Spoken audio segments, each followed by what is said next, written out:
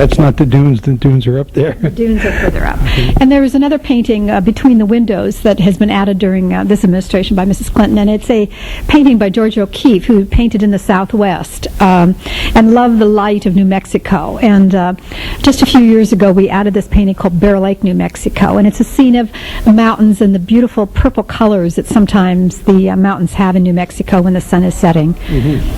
See, Arizona too. There's a color to the mountains. Okay, I guess do we move along? Yes. Okay, let's move along. It's very blue in here, and I'm going to say blue room. This is the blue room. It's one of 4 oval-shaped rooms in the White House complex. Below us is the diplomatic reception room on the ground floor. Above us in the living quarters is the yellow oval room or yellow tea room that you hear a lot in the media. Mrs. Clinton hosts many teas up there.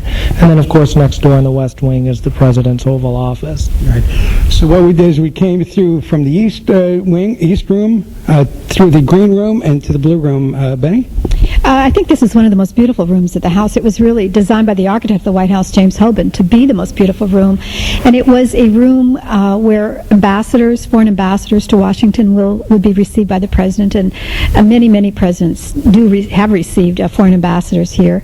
It is also the room where many receiving lines are held by the President, Ms. Clinton, as well as previous presidents and First Ladies. Teas are held here. Small dinners are held here. Jeff, do you want to add anything else? At Christmas time, we remove all the furniture, and by the way, the furniture is the French Empire style by the Belanger Company. Heels and... Correct. Well, this has been reupholstered, but this was ordered by James Madison, or purchased by James Monroe, I'm sorry, in 1817. But at Christmas time, we remove all the furniture and we take down the chandelier, and an 18.5-foot Christmas tree is placed in the center of the room, and this will become the official White House Christmas tree. Okay. And then real briefly, we have portraits around the and a bust, one bust anyway, and just a couple of... Two. The marble busts on either side to the north door of the room have been here since 1817, since they were purchased when James Monroe was president. And one is Americus Vespucci, and the other is Christopher Columbus, two of the people involved in great discoverers of America. No Leif Erikson, huh? Not yet. We're working on that. Okay, is that Garfield up there? No, above the door is a rather robust president, one of our heaviest presidents. He's seated in a chair, painted in this room actually, but that's William Howard Taft. I'm gonna wind up with Garfield. There was a Garfield, wasn't there? There was a Garfield, but his portrait is not in these public rooms. It is hanging, but it is not hanging in these public rooms. I can't wait to see Garfield. So, okay, not the cat, by the way. Okay, and who's some of the other people in it? I think I see Jefferson. We have portraits of all the very early presidents. John Adams, painted when he was vice president. A beautiful portrait of Jefferson, painted by Rembrandt Peale just shortly before he became president.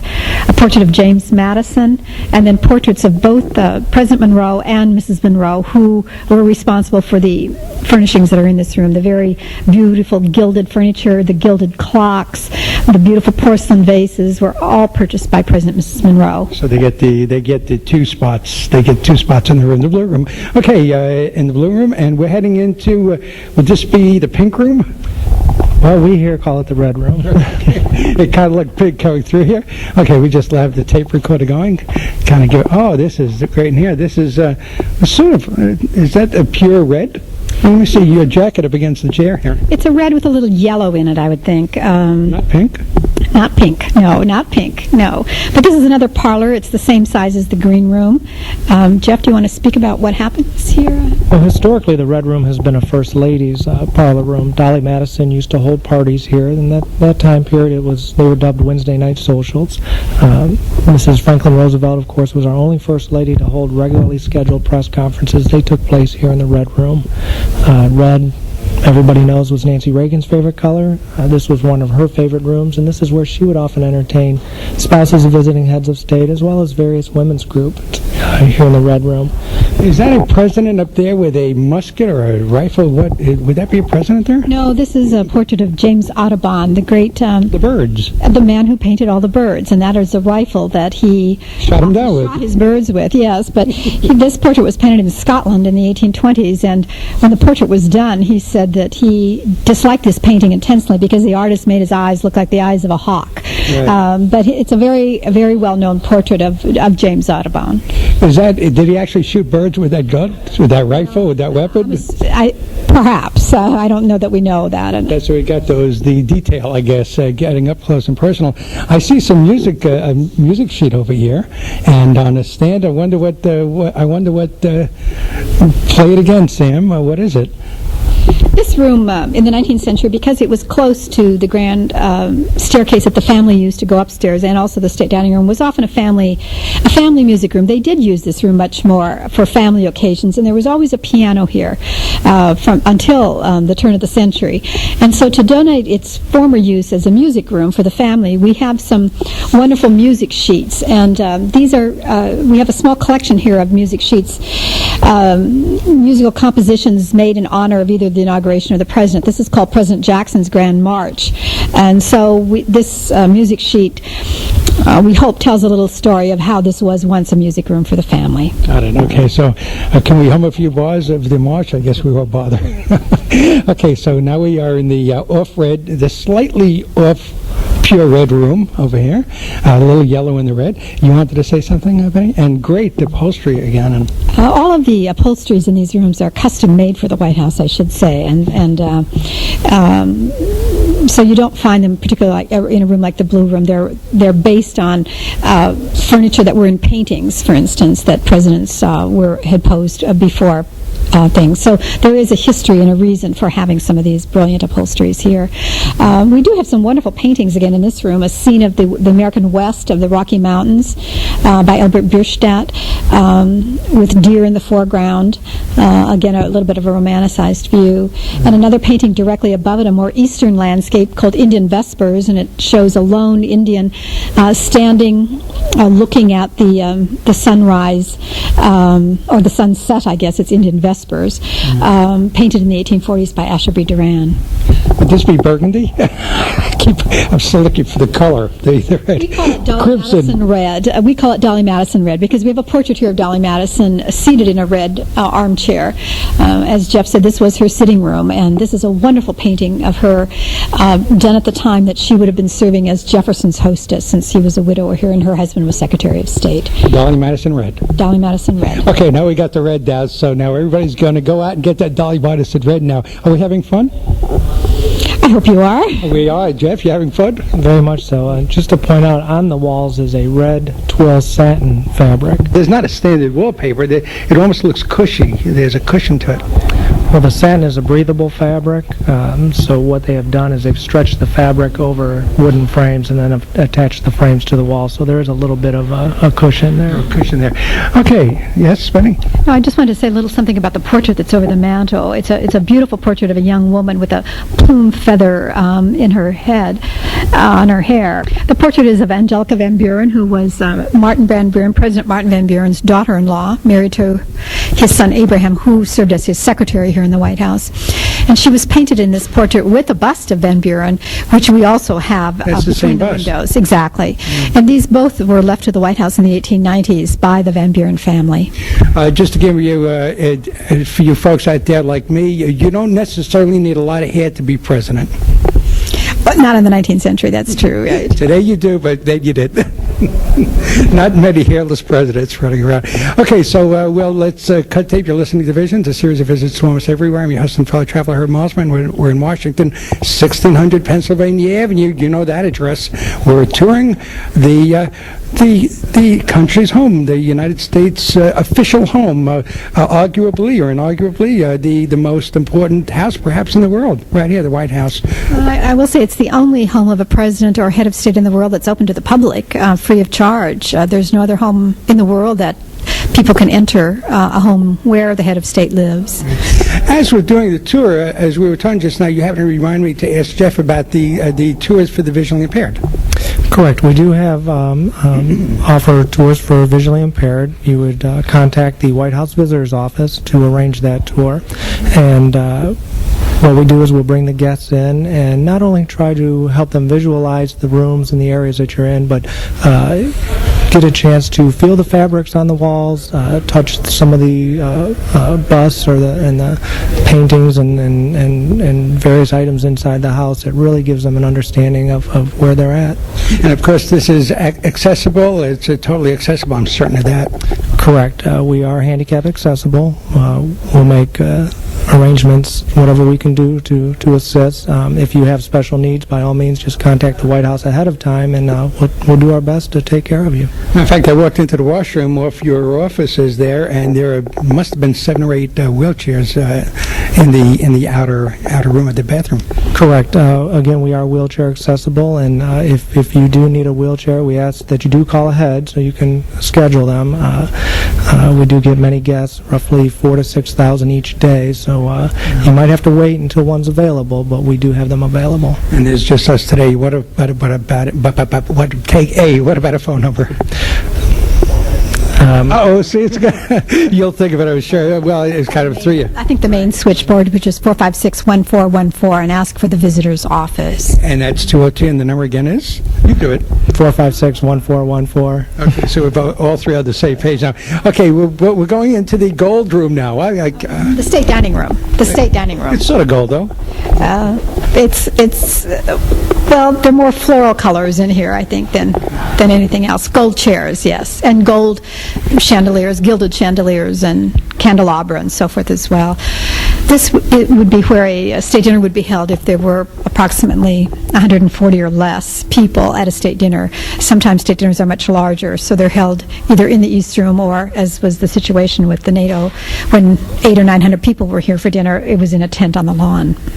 What's interesting is that when you see this on television, it looks larger, much larger on television, as things do.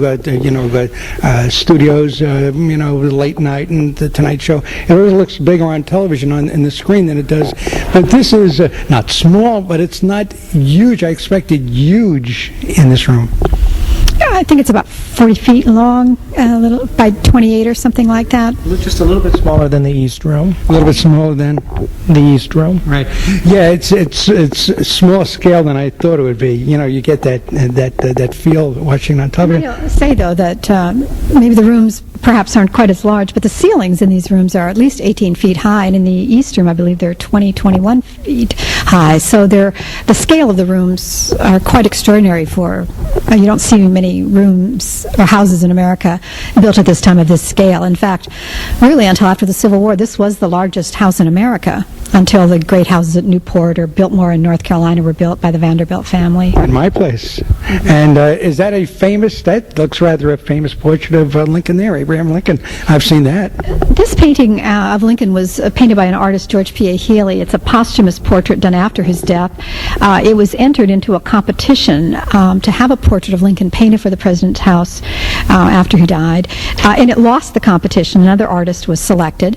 And so Robert Todd Lincoln, his only surviving son, bought the portrait and owned it until after both he and his wife died in the late 1930s, and they left it in their will to the White House. And Robert Todd Lincoln wrote in a letter that he thought it was the best likeness of his father. Right. And again, the Kennedy portrait is posthumously, and as Lincoln, because of course, it wasn't expected that he wouldn't be around at the end to sit. So. Correct. And one of our traditions here at the White House, current traditions, is we'll wait until the President and the First Lady have left the White House before we have their official White House portraits painted, and then we'll bring them back here to the home for a ceremony of unveiling that portrait. I might say that we hope that they would sit for their portraits while they're in office. We would hope that they would, but because of their schedules, that does not always happen. Doesn't always work that way. I see some gentlemen working out there doing a little work. I guess the morning after the big event. No, these are men. We're doing some rewiring of our chandeliers, and so we're back to work after the big NATO event. Okay, so they're doing some rewiring. It looks like we've come to the end of this space anyway. We've gone to the east. I'm going to say we're at the west side now. We're at the west end of the house, correct. Mm-hmm. And the only way to go is up from here, I guess. I don't think we'll go up because it's directly above us is where the family lives, and I think Mrs. Clinton is here today. But I might say that if you looked out a window of this room on the west side, you would see the rose garden and the west wing. Right there. Okay, so let's move over to the window and see the rose garden. Will we get into the rose garden? I guess not. The president's in his office, is he not, today? And if he's in his office, we're not going to be able to go out there, unfortunately. Okay, that's right. Security and all that.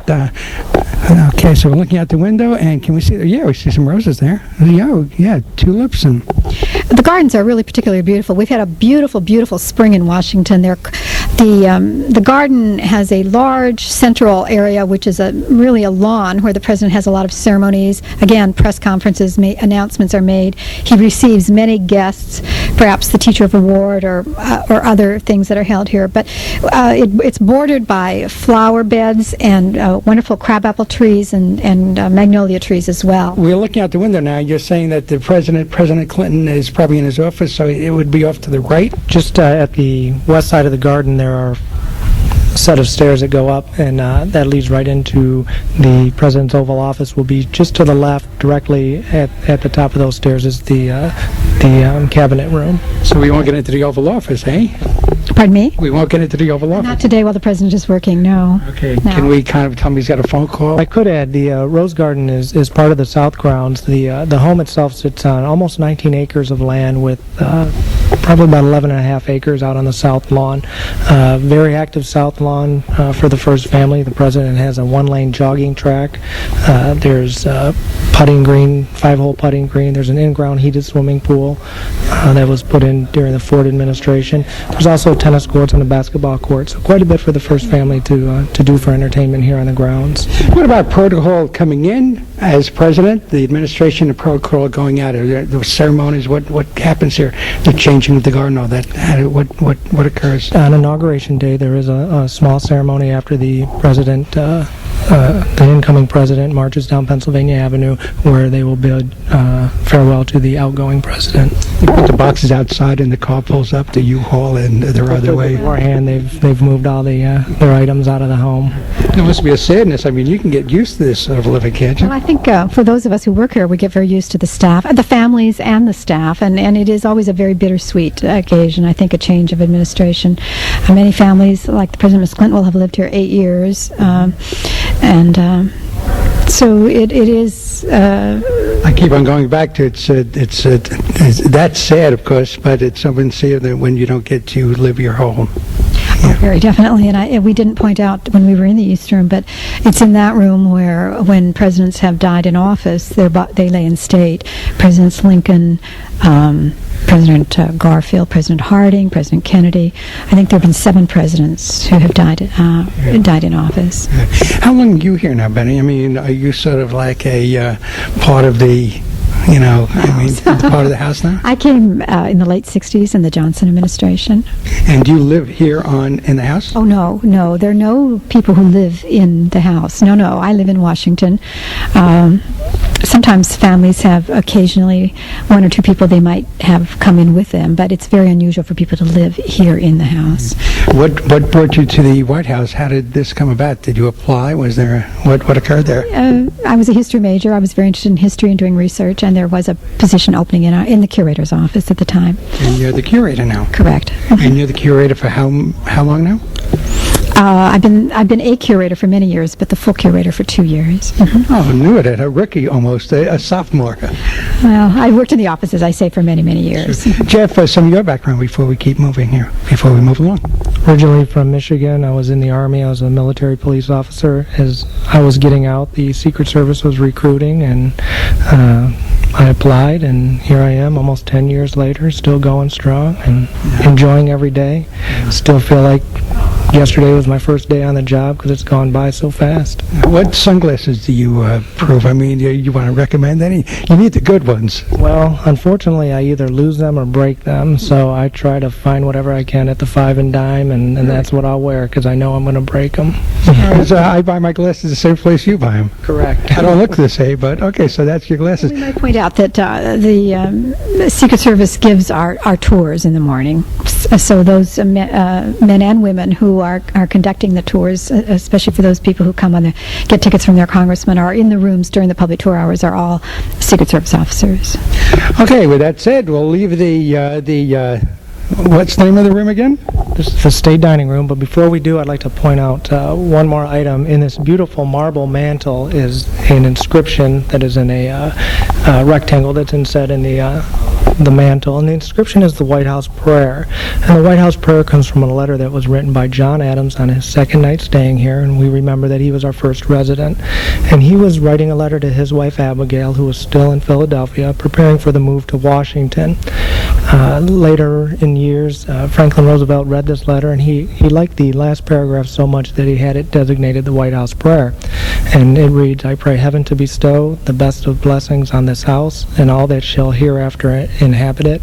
May none but honest and wise men ever rule under this roof." That will bring to a close part one of this exclusive to you and other organizations serving the blind and physically handicapped around the world tour of the White House. Join me next time for part 2. Until then, for Visions, a series of visits to almost everywhere, I'm your host and fellow traveler, Herb Malsman. Thanks for tuning in today. Goodbye.